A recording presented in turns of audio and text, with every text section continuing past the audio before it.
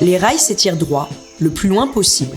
Un train file, le paysage défile au-delà des vitres. On en oublierait presque que la voie ferrée est dans le paysage, qu'elle le modèle, qu'elle le transforme. Comment alors être le plus respectueux possible de l'environnement ? Comment agir en bon voisin ? Au plus près des rails, il est important de maîtriser la végétation par des prairies herbacées et des plantations étagées pour favoriser la biodiversité, tout en garantissant la propreté du réseau, sa stabilité et la sécurité des circulations.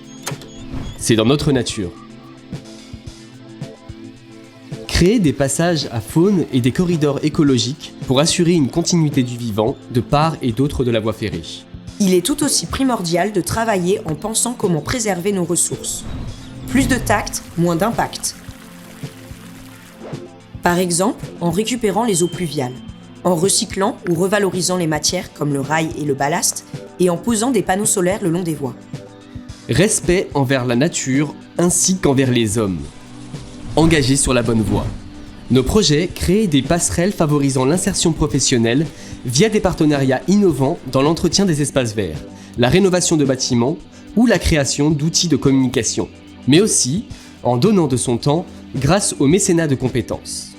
C'est bien connu, le bruit est souvent facteur de mauvais voisinage.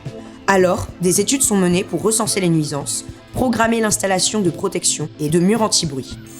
Un voisin qui se fait discret. Dans le cadre d'un chantier bruyant, le bruit est surveillé et les méthodes de réalisation adaptées pour le réduire.